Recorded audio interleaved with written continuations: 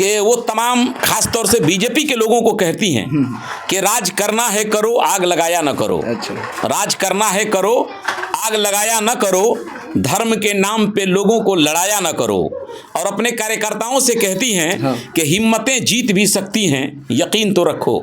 हिम्मतें जीत भी सकती हैं, यकीन तो रखो। डर के आंधी से चिरागों को बुझाया ना करो, डर के आंधी से चिरागों को बुझाया। अगला बार गठबंधन हुआ था ओवैसी साहब से और अब की बार नहीं हुआ, लेकिन क्या लगता है कि जो बिहार में ओवैसी साहब का रिजल्ट आया, बहुजन समाज पार्टी का जो रिजल्ट आया, क्या उत्तर प्रदेश में कुछ ऐसा होने वाला है कि दोनों में अब खोने के लिए कुछ नहीं है, जो बचा है वो सिर्फ पाने के लिए है। और इंशाल्लाह मैं आपके चैनल के माध्यम से ये बात कहना चाहता हूं कि देश के नेतृत्व बहुजन समाज पार्टी ही करेगी। और इस देश में अब अगर कोई व्यवस्था कायम कर सकता है तो वो माननीय बहन जी के नेतृत्व में ही किया। वो टिक पाएंगे, इसकी कौन गारंटी ले रखा है? अगर आज बीजेपी की सरकार न बने, अगर आज नीतीश कुमार जी माननीय इधर अगर पलटी मार दें तो बीजेपी के हमारे पास 30 को टूट करके चले आएंगे। ये भी हो सकता है, बिल्कुल हो सकता है। क्या कारण हुई कि बिहार में बहुजन समाज पार्टी अगले भी जो 2020 में चुनाव हुआ था वहां भी एक सीट जीती थी और अभी वर्तमान में भी सिर्फ एक सीट जीती। मनोज झा ईमानदारी के साथ बताएं कि उनका समाज, ब्राह्मण समाज, उनकी बीवी भी वोट राजद को नहीं करती होगी, उनकी बीवी भी नहीं करती होगी। नहीं तो चल करके मंदिर में अपने परिवार से, अपनी बीवी, अपनी साली से हमारे सामने कि जिस मंदिर में पूजा करते हैं कह देंगे कि हम वोट आरजेडी को देते हैं, वो भी भेंट आरजेडी के नहीं देते हैं। तो गठबंधन का दौर है और कुछ दिन तक गठबंधन का दौर चलेगा। बगैर गठबंधन के हम लोग आगे सफलता तक नहीं पहुंच सकते हैं कि जहां 10-10 पार्टियों का गठबंधन है, आप बताइए अकेले क्या कर लीजिएगा।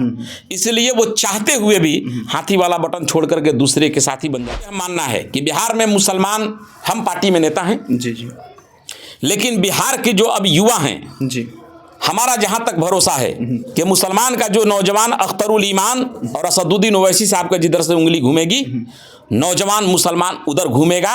1-2 चुनाव में 100 में 100% वो लोग एक जगह जुट जाएंगे। आप बहुजन समाज पार्टी के महासचिव हैं, इनसे रिलेटिव बात करने की कोशिश करेंगे। आखिर क्या कारण हुई कि बिहार में बहुजन समाज पार्टी अगले भी जो 2020 में चुनाव हुआ था वहाँ भी एक सीट जीती थी और अभी वर्तमान में भी सिर्फ एक सीट जीत पाई 2024। इसमें निश्चित रूप से हम बिहार प्रदेश के लोग और हमारे बिहार प्रदेश को जो लोग कोऑर्डिनेट कर रहे हैं, निश्चित रूप से हम लोग उसके जिम्मेदार हैं। जिम्मेदारी हम कबूल करते हैं। जितनी ईमानदारी से मेहनत होनी चाहिए थी उतनी ईमानदारी से मेहनत नहीं हुई है। यहाँ भी बहुजन समाज पार्टी को गठबंधन करना चाहिए था। बेशक अभी गठबंधन का दौर है और कुछ दिन तक गठबंधन का दौर चलेगा। बगैर गठबंधन के हम लोग आगे सफलता तक नहीं पहुंच सकते हैं, ऐसा मेरा मानना है। और ये हम पार्टी से अलग अपना राय रखते हैं। जैसा कि लोगों के पास हम जाते हैं, फेस टू फेस जब बात करते हैं तो लोग कहते हैं कि जहां 10-10 पार्टियों का गठबंधन है, आप बताइए अकेले क्या कर लीजिएगा।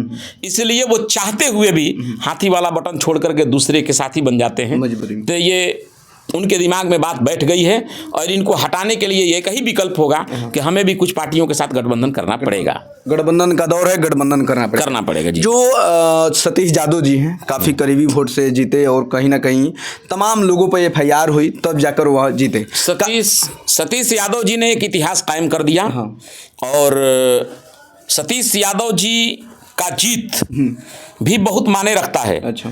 वहाँ के अभी माननीय सांसद सुधाकर सिंह जी ने एक मंच से, आप लोगों ने भी सुना होगा, बड़ी तेवर बदल कर कहा कि अगर यहाँ मेरा भाई चुनाव हार जाता है तो ये रामगढ़ की धरती इस बात को तय करती है बिहार में तेजस्वी यादव मुख्यमंत्री नहीं बनेंगे।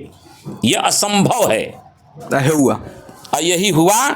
तो इसमें उनका भी बहुत बड़ा रोल है और जो इनके साथ अपर क्लास के जो नेता हैं उनका भी बड़ा हाथ है इसमें। एक मनोज झा जी का शायद बयान आया था, आप लोगों ने सुना होगा। उन्होंने कहा है कि कभी कभी चुनाव नहीं लड़ करके भी उनका सपोर्ट किया जाता है। आज वो आरजेडी की तरफ से राज्यसभा के सांसद हैं। जरा मनोज झा ईमानदारी के साथ बताएं कि उनका समाज, ब्राह्मण समाज, उनकी बीवी भी वोट राजद को नहीं करती होगी, उनकी बीवी भी नहीं करती होगी। नहीं तो चल करके मंदिर में अपने परिवार से, अपनी बीवी, अपनी साली से हमारे सामने कि जिस मंदिर में पूजा करते हैं कह देंगे कि हम वोट आरजेडी को देते हैं, वो भी भेंट आरजेडी के नहीं देते हैं। तो जिस समाज का 18%, 19% वोट, अपना एक वोट जो आरजेडी को करता है, इंडिया गठबंधन को करता है, और आप उस समाज के नेता को कहते हैं कि आप चुनाव न लड़ें। 6 सीट के लिए भी आप उसको मुहताज बना देते हैं। ढोल नगाड़ा ले जा करके राजनीतिक का पॉलिटिकल पावर, मैं एक आपके चैनल से मैं अख्तरुल ईमान साहब को भी बहुत बहुत मुबारकबाद देना चाहता हूँ। उस बाप के हौसले को सलाम करना चाहता हूँ कि जो विपरीत स्थिति में जिनको खरीदने की कोशिश की गई वो बिका नहीं, वो टिका रहा और तकरीबन 2 गुना वोट से चुनाव वहां जीता।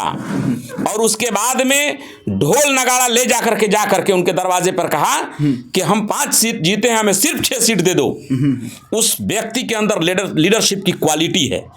और मेरा यह मानना है कि बिहार में मुसलमान, हम पार्टी में नेता हैं जी, लेकिन बिहार के जो अब युवा हैं जी, हमारा जहाँ तक भरोसा है कि मुसलमान का जो नौजवान अख्तरुल ईमान और असदुद्दीन ओवैसी साहब का जिधर से उंगली घूमेगी, नौजवान मुसलमान उधर घूमेगा। 1-2 चुनाव में 100 में 100% वो लोग एक जगह जुट जाएंगे। तो जिनको भी सत्ता में जाना है उनको इस पार्टी को अपने गठबंधन में लेना होगा, इसके सिवा कोई रास्ता नहीं है। जो सतीश यादव जी हैं उनका चर्चा चल रहा है कि जैसे ही वो जीते उसी समय से चर्चा चल रहा था कि क्या वो टिक पाएंगे।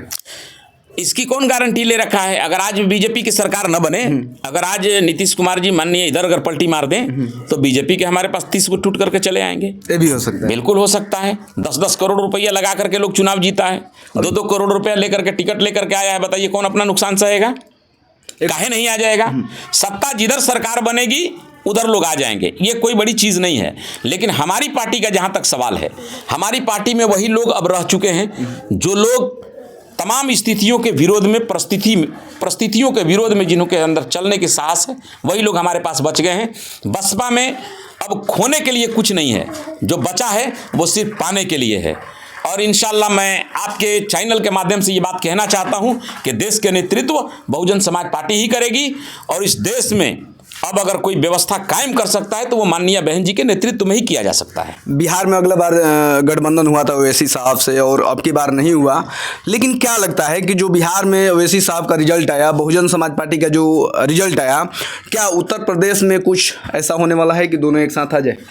अभी इस पर बात होगी, अभी ये बात की मामला है, अभी इस पर कोई बात नहीं की जा सकती है। अब जब बहन जी से के पास ये मैसेज जाएगा, अब नेताओं से बात होगी, उसके बाद ये बात होगी। लेकिन उत्तर प्रदेश में हर हाल में हम लोग सत्ता में आना चाहते हैं।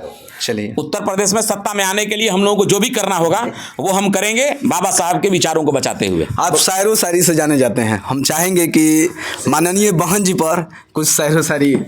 माननीय बहन जी की जो राजनीति है बिल्कुल अभी जाति और धर्म से अलग हट के रही है। उस पर मंजर भोपाली साहब का एक शेर है कि वो तमाम खास तौर से बीजेपी के लोगों को कहती हैं कि राज करना है करो, आग लगाया न करो।